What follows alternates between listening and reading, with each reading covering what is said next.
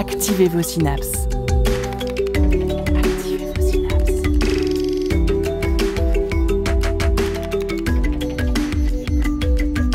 Poussez la porte du Labo des Savoirs et entrez dans un monde de science et d'expérience. C'est le Labo des Savoirs. Quand on est passionné de science, elles finissent par nous suivre partout, même en vacances. Parfois, ce sont des petits riens qui rendent tout un peu plus curieux. Un questionnement sur la réfraction de la lumière qui pop pendant une visite d'un musée, des considérations sur l'évolution du vivant qui nous assaillent devant une méduse sur la plage, un instant d'émerveillement au cœur de grottes naturelles en Slovénie ou face à des étoiles filantes, ou encore l'analyse comparative de la taille des cloches des vaches en Suisse. Pour cette émission de rentrée, on vous amène dans notre été scientifique.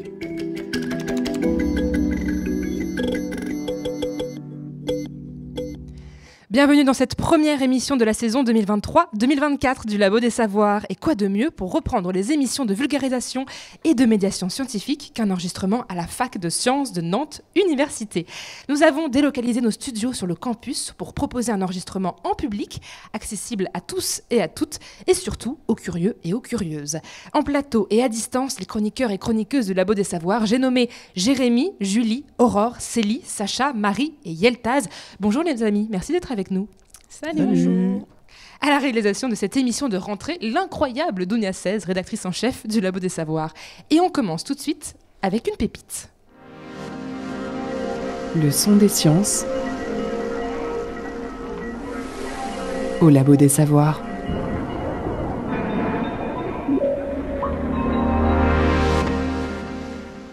La pépite, c'est toi, Julie. Tu es partie en vacances dans les Pyrénées pour redécouvrir un savoir-faire de là-bas. Tout à fait. Cet été, je suis allée faire un petit séjour dans les Pyrénées-Orientales avec ma famille. Et entre deux randonnées, on est allé visiter une joaillerie à Prades. Alors moi, de base, j'y connais vraiment rien en artisanat niveau joaillerie. Et j'achète pas spécialement de bijoux non plus. Mais comme j'aime bien comprendre comment les choses sont faites, j'étais ravie d'y faire un tour. Et donc, dans ce musée joaillerie, j'ai découvert un savoir-faire que j'ai trouvé super intéressant. Et ça m'a donné envie de vous en parler pour cette émission. La pierre qui est taillée dans cette joaillerie est le grenat catalan. Et cet endroit est un des derniers en France qui travaille cette pierre. Il resterait encore une dizaine d'artisans dans les Pyrénées qui ont le savoir-faire. Elle a quoi de si spécial, cette pierre, ce grenat catalan ? Pour vous donner une image, cette pierre est de couleur rouge foncé, presque noire. Quand on la pose sur la peau et qu'on l'expose à la lumière, elle est vraiment sombre, tout le contraire de ce qu'on pourrait imaginer pour une pierre de bijou, quoi. Elle nous paraît sombre car en fait, cette pierre absorbe presque tous les rayons lumineux et en renvoie très peu. Il faut mettre une source de lumière blanche sous la pierre pour voir qu'elle renferme un rouge étincelant. Et ce serait la raison pour laquelle les joailliers l'auraient de plus en plus boudé avec le temps. Oui, compliqué d'avoir un bijou pour lequel il faut mettre une lumière sous le bijou, non ? C'est quand même pas très pratique. Donc si je comprends bien, comme il est difficile de mettre en valeur le grenat catalan, il apparaît trop noir, mais il y avait des joailliers à l'époque qui ont bien réussi. Comment ils faisaient, eux ? De nos jours, la méthode la plus courante en joaillerie est la réflexion par la culasse, et non, rien à voir avec les joints de culasse. En gros, on taille les fesses de la pierre pour avoir une sorte de pointe, de triangle. Vous connaissez cette forme, c'est celle que l'on dessine quand on veut représenter un diamant. Une pierre ronde en haut et taillée en V en bas. Et c'est sur cette partie inférieure que la lumière vient se réfléchir et donner tout l'éclat de la pierre. Cette façon de tailler permet de mettre en valeur la couleur de nombreuses pierres sur les bijoux, sauf que comme je l'évoquais précédemment, le grenat catalan absorbe quasiment tous les rayons lumineux. Donc ici, la technique de la culasse ne sert pas à grand-chose. Bon, je n'ai pas encore répondu à la question. Donc c'est quoi le secret pour faire briller cette pierre capricieuse ? Ce que j'ai compris de la visite de la joaillerie, c'est que c'est grâce à une autre technique, plus ancienne que la technique de réflexion par la culasse, mais plus complexe, la technique de réflexion par le paillon. Cette technique consiste à tailler la pierre à plat, et non en V, et à la fixer sur une boîte, un réceptacle. C'est comme si la pierre était le couvercle de la boîte.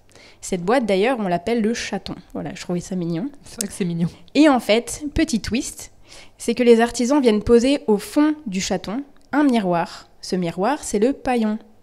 Ce qu'on m'a expliqué, c'était que, comme la pierre est taillée à plat, les rayons traversent plus facilement et viennent donc se réfléchir au miroir au fond du chaton. C'est ce qui permettrait donc de révéler toute la puissance de la couleur rouge de la pierre. Trop chouette, non ? Les humains sont sacrément ingénieux parfois. Merci Julie. C'est vrai que les humains ne manquent pas d'ingéniosité ni d'imagination, notamment en sciences. Certains mélangent même les deux pour faire de la science-fiction. Et c'était ta lecture de l'été, Sacha. Tu as découvert Greg Egan. Chers auditeurs et auditrices du Labo des Savoirs, je suis ravi de vous retrouver pour cette nouvelle saison. Bon, je dois avouer un de mes torts. Jusqu'à peu, je n'étais pas un grand lecteur de science-fiction. J'ai toujours beaucoup aimé la SF au cinéma et dans les jeux vidéo. Il n'y avait aucun problème. Mais dans les bouquins, ça a vraiment mis du temps. J'avais tenté le monument Dune de Frank Herbert il y a quelques années, mais j'avais vraiment du mal. Beaucoup de personnages, des noms complexes, des lieux insolites avec des descriptions qui me paraissaient toujours trop lointaines. Je n'arrivais pas du tout à rentrer dans ce rythme. Pareil pour Fondation de Isaac Asimov. Et j'étais frustré parce que mêler l'imaginaire et la science, je pensais que ça résonnerait en moi directement. Un jour, en traînant sur YouTube, je suis tombé sur une lecture audio par le vidéaste Monsieur Phi d'un auteur de SF contemporain que je ne connaissais pas du tout. Il s'agit de Greg Egan, écrivain australien d'un talent certain. La nouvelle s'appelait En apprenant à être moi. Et j'ai vraiment été conquis par ce récit, écrit dans les années 90, où il est question de transfert de conscience. Je ne vous en dis pas plus, mais je vous conseille vivement l'écoute de la nouvelle.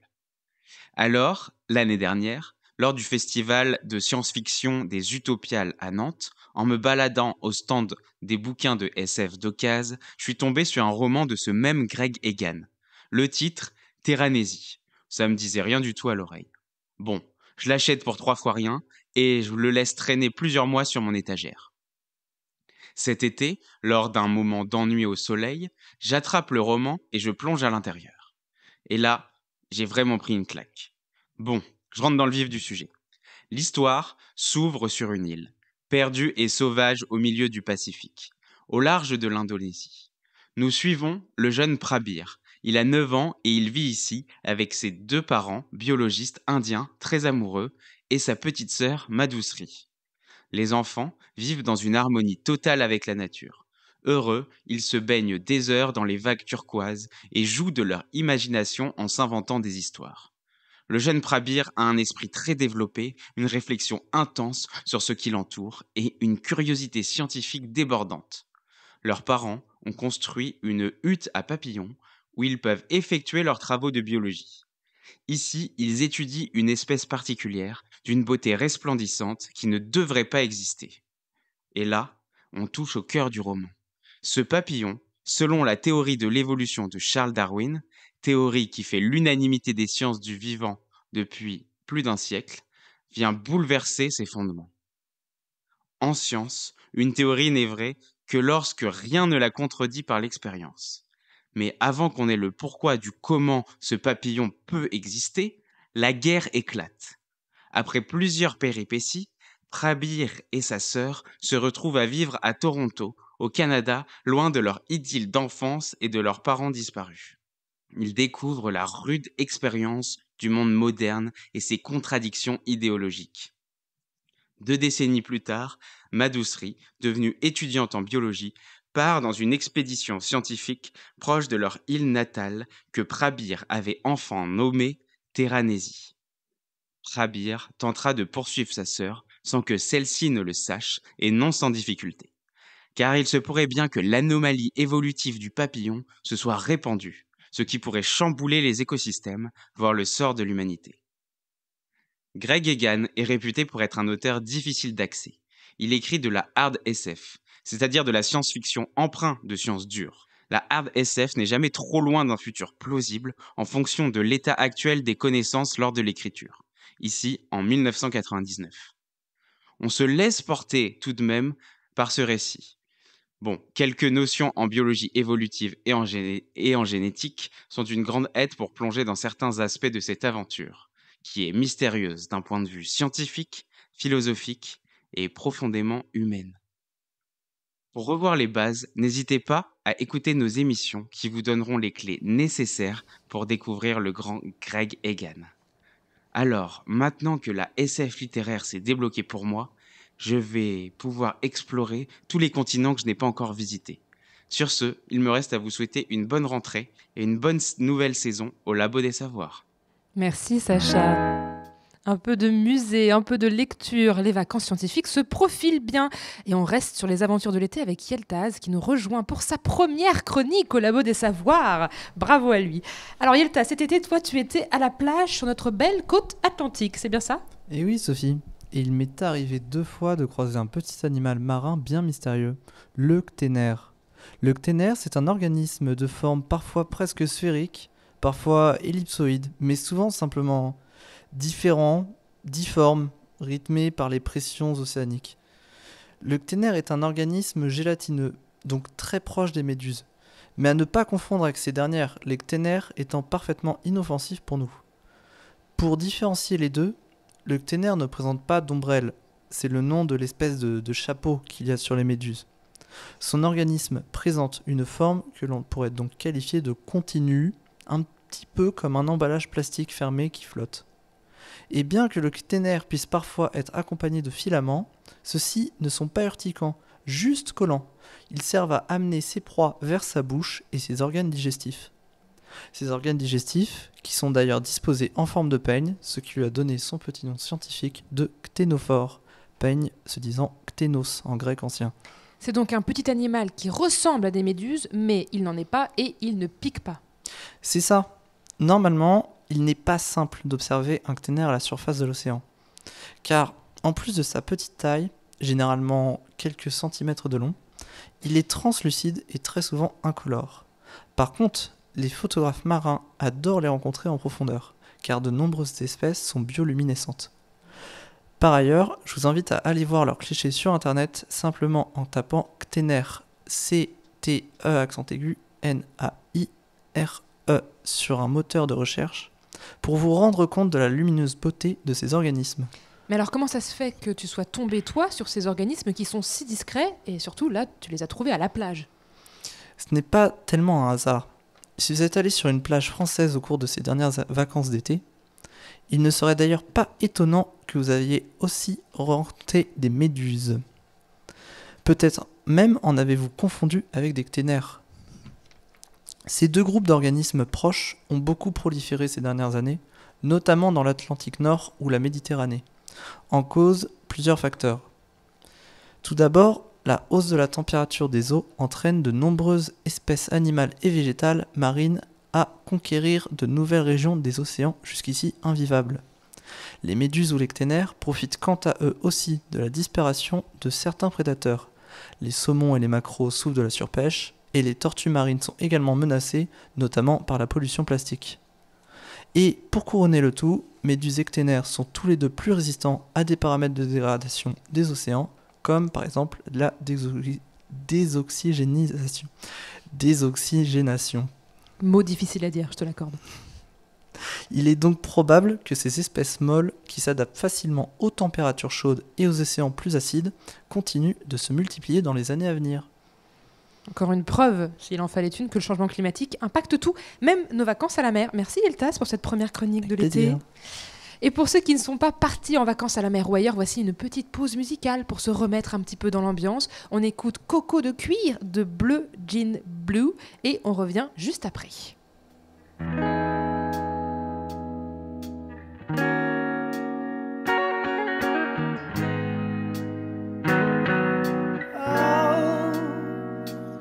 Je devais être au cégep la première fois où j'ai remarqué que jamais si c'est du tout bête.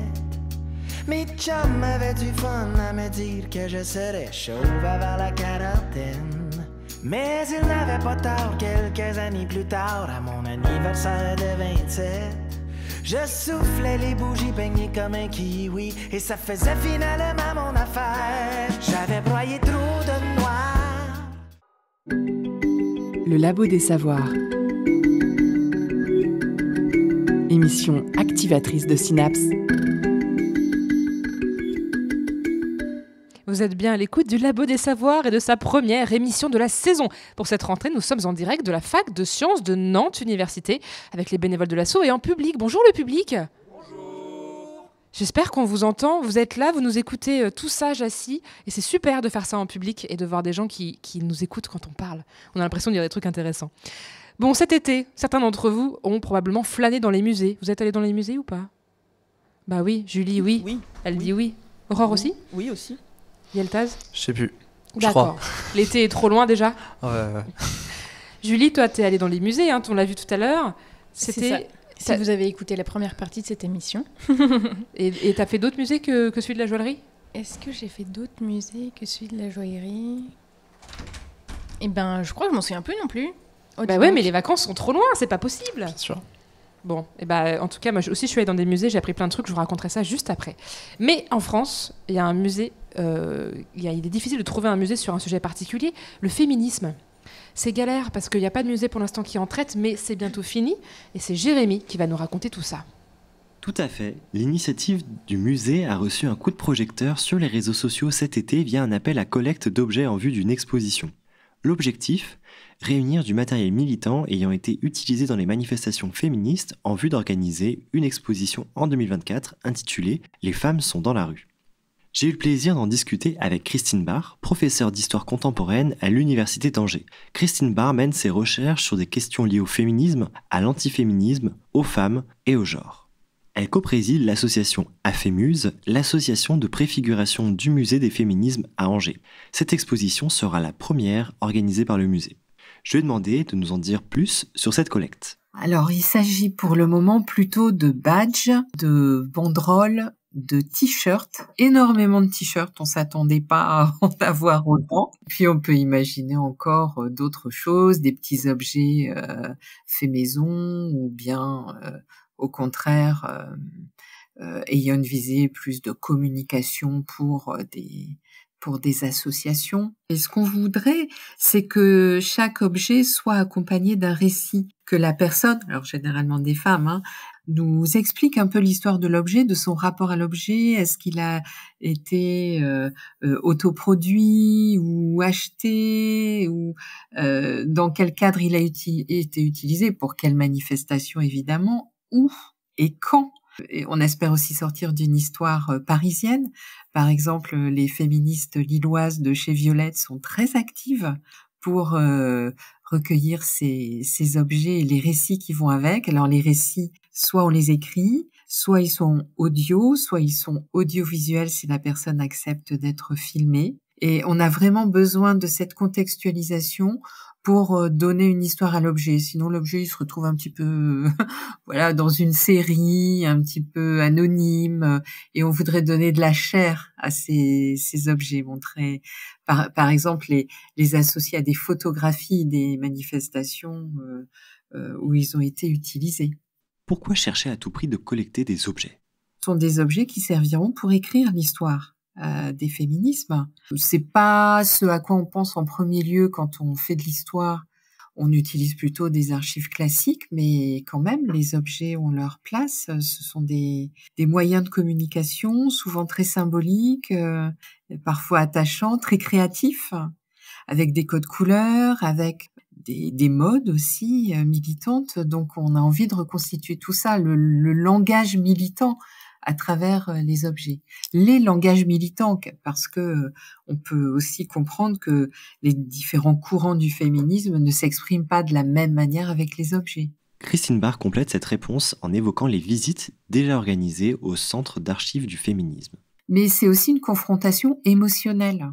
Et ça, on l'a vérifié avec les visites qui nous sont demandées depuis plusieurs années du Centre des archives du féminisme à Angers.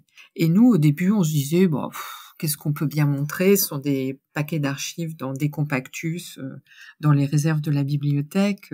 Donc, on sort quelques documents des cartons et puis on fait une petite visite comme ça. Et on a vu des personnes qui étaient émues aux larmes de voir des documents anciens, par exemple des pétitions où on voyait des personnes au début du XXe siècle qui réclamaient le droit de vote pour les femmes. Quand on racontait la vie de certaines féministes, elles ont essayé de s'émanciper, mais certaines ont eu affaire à une sorte de la répression, des discriminations. Et quand on raconte ces histoires-là, on voit qu'on touche les personnes, ça rend l'histoire plus concrète. Et donc, il y a un rapport d'émotion quand on montre les documents authentiques. C'est touchant. C'est vrai que voir des manifestations féministes du début du XXe siècle, ça nous reconnecte à des racines qu'on connaît pas bien. Et On voit les moyens un peu dérisoires des féministes du passé. Elles n'avaient pas Internet et n'avaient pas tous les moyens de médiatisation qu'on a aujourd'hui. D'ailleurs, le musée a déjà pu compter sur le public pour alimenter ses collections. Et on a acheté une première œuvre en janvier 2023, Maître Maria Vérone à la tribune, un tableau de Léon Fauré qui date de 1910. Et c'est un tableau très important parce que c'est le seul tableau sous la Troisième République qui représente une scène féministe. Donc c'est vous dire s'il est rare. C'est une pépite, oui. Ouais, c'est une pépite. Et donc on a tout à fait accepté de l'acheter. Et donc il a fallu trouver 21 000 €. Et en 15 jours, sur Hello Asso, en expliquant un peu notre but et ce que représentait ce tableau, le message était donc assez clair. En 15 jours, on a eu 21 000 € grâce à des dons très conséquents de certaines personnes, mais aussi beaucoup de petits dons de 10 €, 20 €. On a vérifié avec ce premier achat que on pouvait compter sur des centaines de personnes, en fait, qui sont heureuses que ce musée se crée et qui sont prêtes à contribuer, soit financièrement. Il y a aussi des propositions d'aide en nature, de donner un coup de main, de participer à des activités de médiation quand le musée existera. On tient à cette démarche participative. Il y aura encore beaucoup à dire sur le sujet. Quelle motivation pour créer un tel musée? Quel lien avec la recherche et l'enseignement? La complémentarité avec les actions de terrain? Retrouvez sur notre site web l'intégralité de l'entretien avec Christine Barr, que je remercie encore pour sa disponibilité. Vous pouvez aussi vous rendre sur le site de l'AFEMUSE, AFEMUSE, pour vous tenir au courant des actualités de l'association et pourquoi pas la soutenir par un don.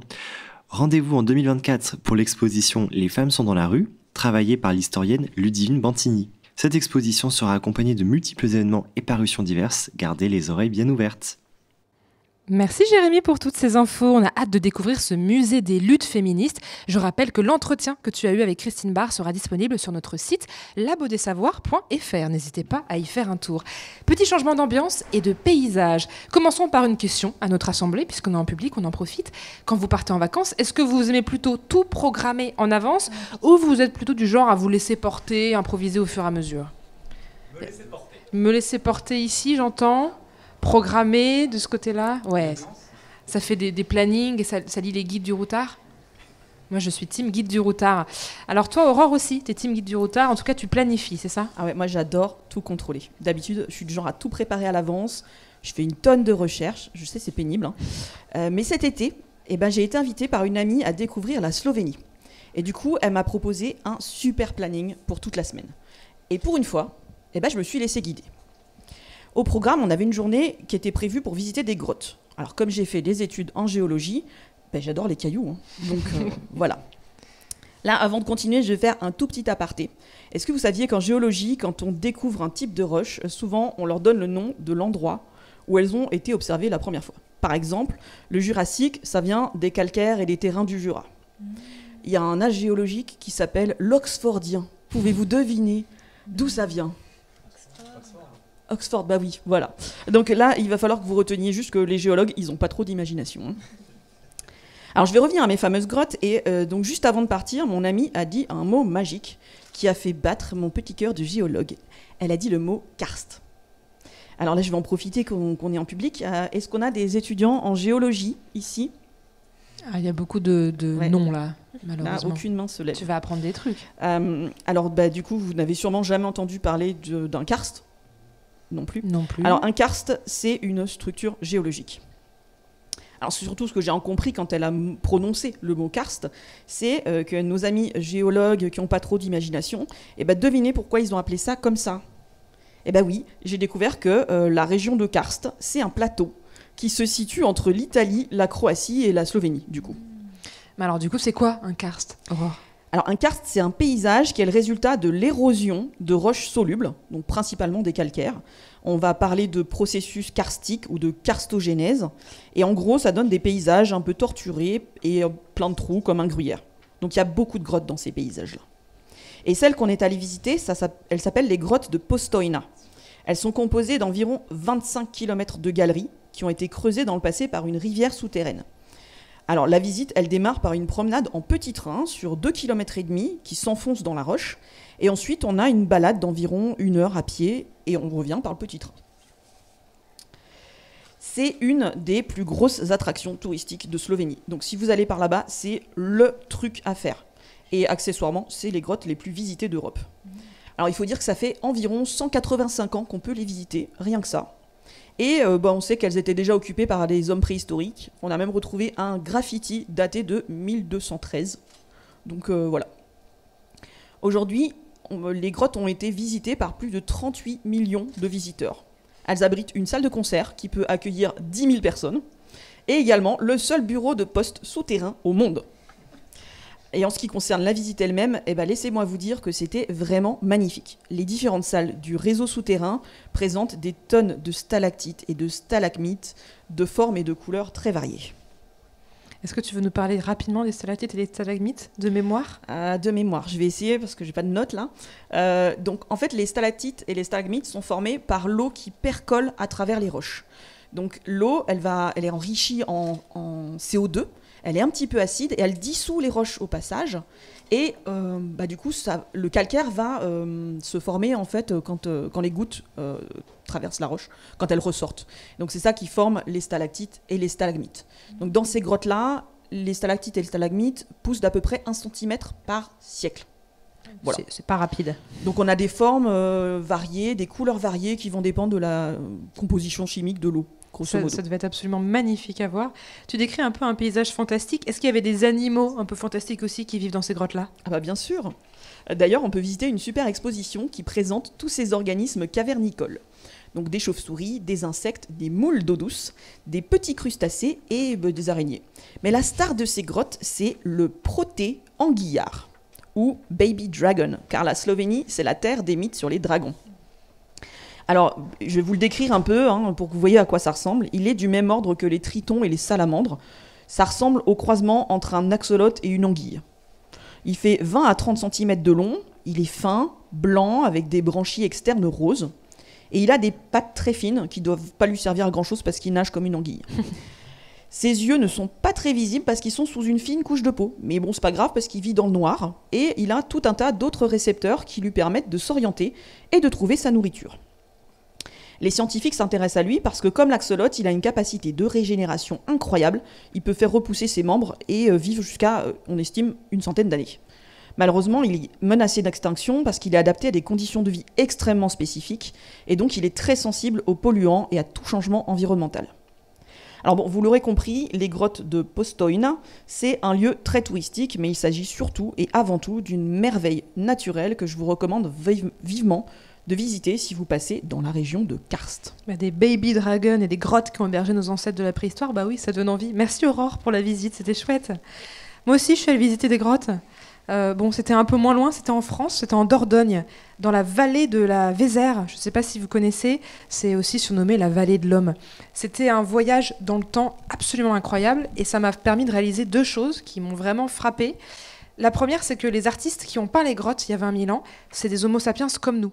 Mais quand je dis comme nous, c'est comme nous. Enfin, vraiment, ils sont intelligents comme nous, ils ont des habits, ils ont des bijoux, ils ont une culture, ils ont des légendes, des histoires. Il nous manque juste des choses pour imaginer comment ils étaient en vrai, et on nous manque des preuves, mais ils étaient tout aussi intelligents et peut-être même un peu plus courageux. Je vous raconte, j'ai visité la grotte de Rouffignac, par exemple, et là, les hommes et les femmes qui ont gravé et peint des mammouths il y a 17 000 ans ont dû se taper 40 minutes de marche, rien qu'à l'aller, dans le noir complet. Alors, ils avaient des petites lampes à graisse, quand même, des lampes à graisse d'animal, et il faisait environ 6 degrés. Pour trouver, donc ils faisaient tout ce chemin-là juste pour trouver des roches adaptées pour faire leur art pariétal. Donc il fallait être motivé et il n'était pas question de se rater. Une fois qu'on y est et que le pigment est appliqué sur la paroi, c'est foutu, on ne peut plus effacer. Donc ça veut dire qu'a priori, il s'était entraîné avant pour faire des dessins et il devait se préparer avec de la nourriture, avec de la graisse animale, avec des habits très chauds pour aller dans ces grottes et se retaper les 40 minutes de marche retour. Donc ça, c'est pas rien, et ça m'a vraiment frappée.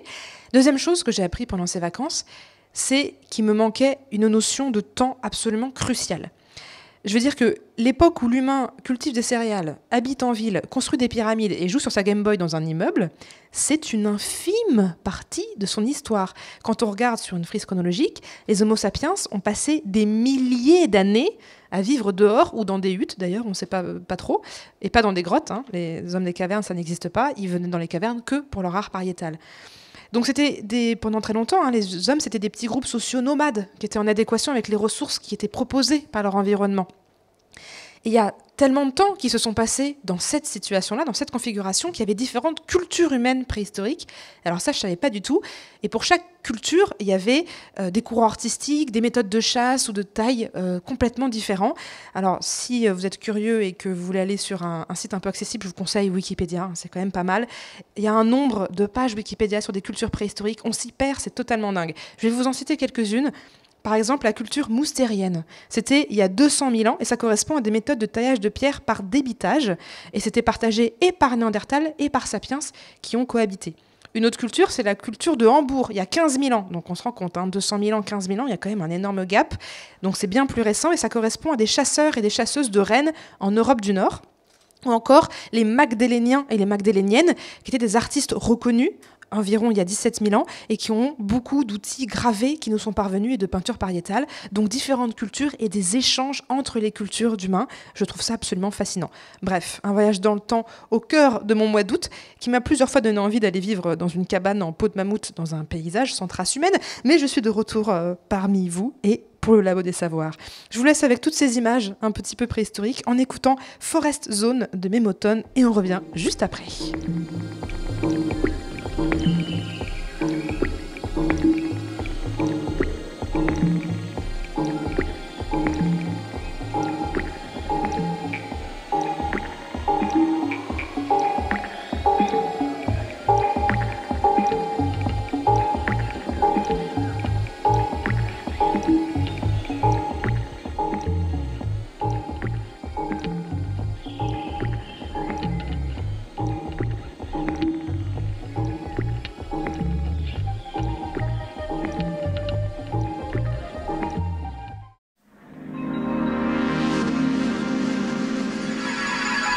La science dans tous ses états,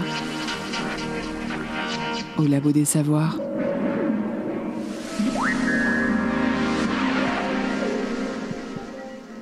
Et toi, Marie, du coup, qu'as-tu découvert de beau scientifiquement cet été ? Cette année, pas de découverte particulière, mais j'ai renouvelé une quête qui m'occupe chaque année au mois d'août, entre minuit et 4 heures du matin. Alors, au mois d'août, c'est pas une expérience qui a un lien avec l'astronomie ? Oui, je veux parler de l'observation des pluies d'étoiles filantes. Les plus connues s'appellent les Perséides. Elles surviennent chaque année entre la mi-juillet et la mi-août. Et la nuit la plus propice à leur observation est en particulier celle du 12 au 13 août, à condition bien sûr de ne pas être dérangé par les nuages ni la pollution lumineuse. Alors, est-ce que tu as réussi à trouver un endroit bien sombre sans pollution lumineuse ? Oui, heureusement, j'étais en vacances en Bretagne, dans la Pampa. Les nuages nous ont donc laissés tranquilles et la lune aussi. C'est ainsi que j'ai pu aller à la rencontre de nos cousines, les météores, sans encombre. Alors, comment on fait pour les rencontrer, ces météores ? Eh bien, chaque année, la Terre tourne autour du Soleil et elle emprunte à peu près le même chemin. Et comme nous pouvons être amenés à rencontrer des arbres lorsque nous nous baladons en forêt, notre Terre rencontre des éléments célestes lors de son périple annuel, comme des météorites, des astéroïdes ou des poussières cosmiques.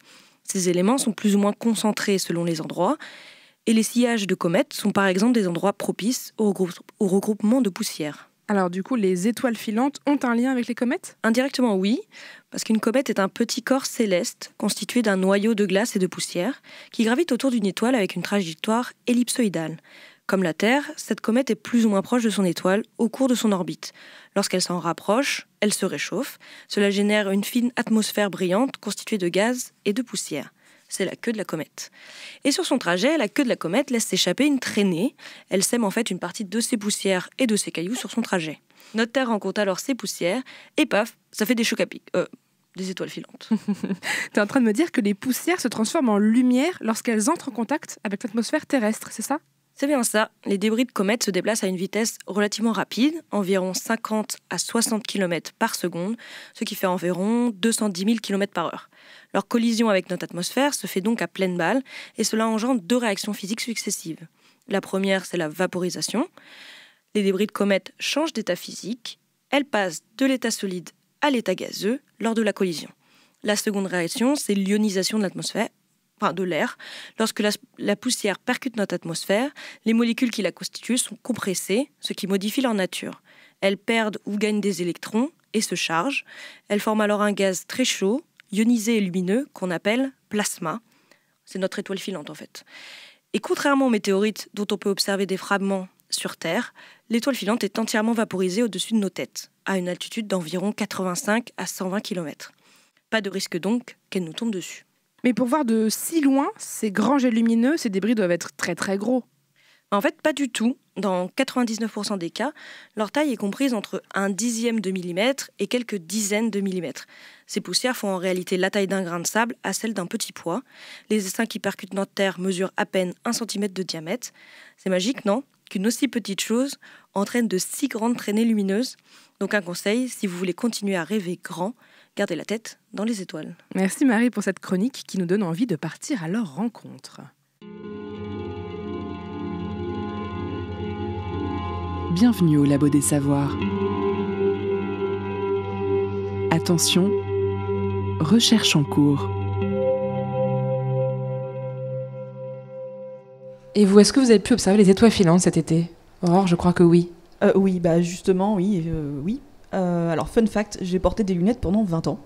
Et depuis que je me suis fait opérer les yeux, j'ai découvert le ciel en haute définition. Voilà. J'ai découvert qu'il y avait beaucoup plus d'étoiles que ce que je pensais. Et j'ai même découvert la Voie lactée. Voilà. Ah oui, tu l'avais jamais vu avant ? Pas trop, en fait. Je me disais, c'est quoi ce truc dont tout le monde parle ? On le voit même pas, en fait. En fait, si. Pour ceux qui adorent observer le ciel, qui n'ont jamais vu la Voie lactée, en observant le ciel, on peut voir vraiment un trait plus blanc d'étoiles beaucoup plus regroupées dans le ciel, notamment en août, et c'est absolument magnifique. Julie, tu l'as vu toi ou pas ? Mais non, c'est terrible. Et pourtant, j'étais à la montagne, du coup, j'étais dans les Pyrénées, donc vraiment très peu de pollution lumineuse, en tout cas là où j'étais. Donc je tombe des nues. Voilà, je suis passée à côté de cette information, trop occupée à faire des randonnées. Ce sera pour août prochain. Voilà. Yeltaz, est-ce que toi, tu as pu te faire un moment astronomie ? J'ai pas trop pu, parce que moi j'étais resté bloqué à Nantes, à l'intérieur de son dôme de pollution lumineuse. Alors du coup, ça a été compliqué. C'est dommage, mais t'as quand même le temps de regarder les étoiles ou à d'autres moments ? De temps en temps. Après j'ai écouté une musique d'École Fragment qui s'appelle Les Étoiles Filantes, qui est très jolie. Bon, ça vaut peut-être... Ça compense. Voilà, ça compense. Est-ce que dans le public, il y en a qui ont pu voir les Perséides pendant le mois d'août ?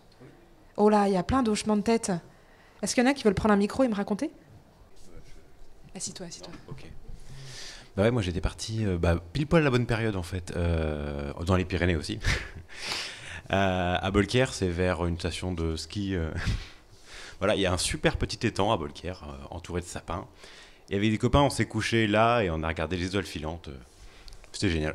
Trop bien. C'est quoi ton prénom ? Théo. Merci Théo. Est-ce qu'il y en a d'autres qui ont vu les étoiles filantes et qui veulent le raconter ?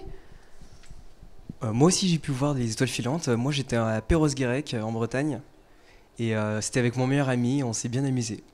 On a vu de très belles. Ouais, combien à peu près ? Une vingtaine environ. Ah ouais ? Ouais, on était bien. J'en ai jamais vu autant. Mais la Bretagne quoi. Les deux, on a fait allongé, debout, en balade. C'est quoi ton prénom ? Cyril. Merci Cyril, c'est génial. Est-ce que d'autres personnes ont des anecdotes étoiles filantes ? On va rester là et ça donne envie d'en regarder. Moi, je les ai loupées aussi, les étoiles filantes. C'est très triste. Bon, on quitte les étoiles filantes et on retrouve Célie. Célie, toi, t'es allée faire du vélo en Suisse. Je suis suisse. Mais quelle heure est-il ? Moi, je sais. Suisse, c'est propre ici, non ? Bah ouais. Suisse, c'est l'or des nazis ? S'il te plaît. Suisse. Je suis suisse et je suis poli. C'est bien. Je suis suisse et j'ai les moyens. Youpi. Je suis suisse et suis-je sexy ? Oui, mais surtout gentil. Oh non. Suisse. J'adore son son, j'adore. Donc toi, tu es allée faire du vélo, Célie ? Tout à fait, je suis allée faire du vélo. Alors j'aurais pu vous parler du vélo, j'aurais pu vous parler des montres, j'aurais pu vous parler du savoir-faire horloger, des rivières dans lesquelles on peut se laisser porter par le courant pour rentrer du travail, ou encore du fromage. Mais non, j'ai choisi de vous parler des cloches des vaches, puisque ce doux son m'a suivi la quasi-totalité des 8 jours passés à pédaler dans les alpages.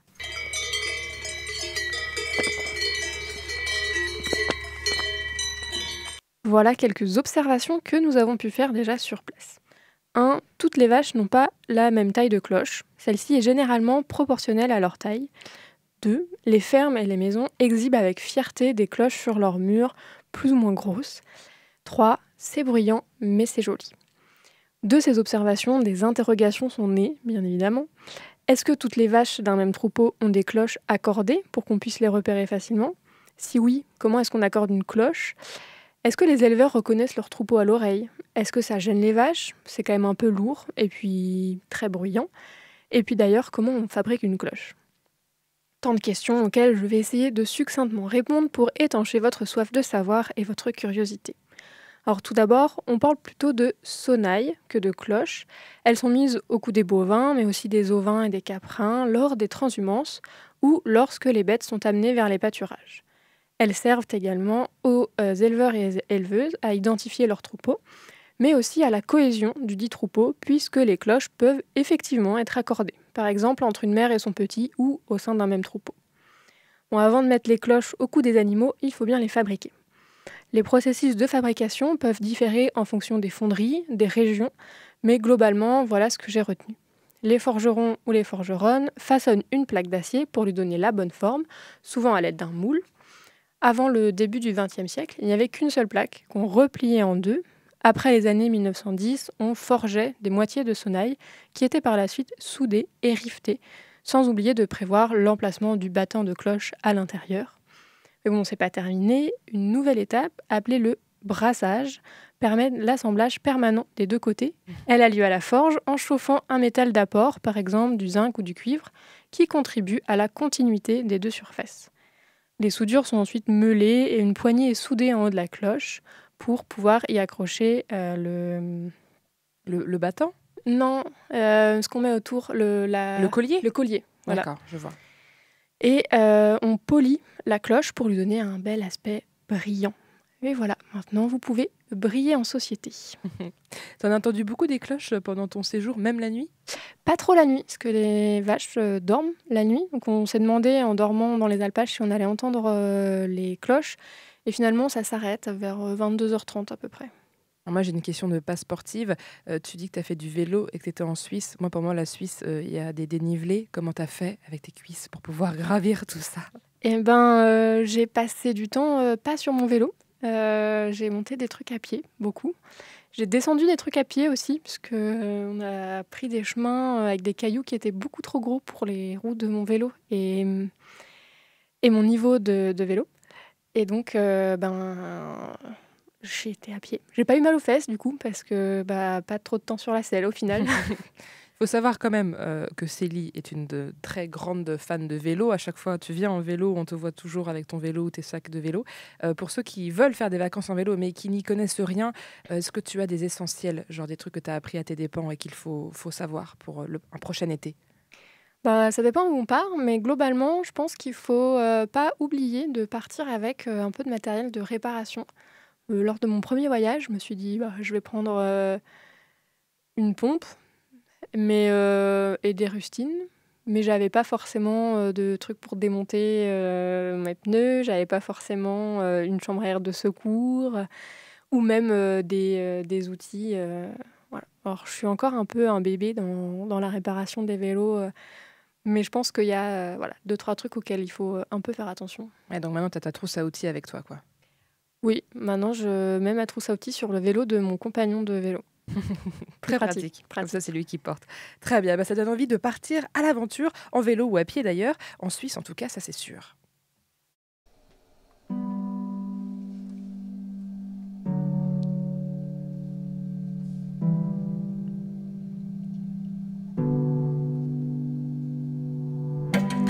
Merci à tous nos chroniqueurs et chroniqueuses présents aujourd'hui en plateau ou à distance. J'ai nommé Jérémy, Aurore, Julie, Célie, Hugo, qui étaient là dans le public, Sacha, Marie, Yeltaz et bien d'autres. Merci à eux. Cette émission a été réalisée par Dunia 16 et animée par Sophie Potvin. Vous pouvez l'écouter ou la réécouter sur vos applications de podcast préférées. Retrouvez-nous sur le labodessavoirs.fr ou sur les réseaux sociaux et on se dit à la semaine prochaine pour une nouvelle émission. Merci de nous avoir écoutés.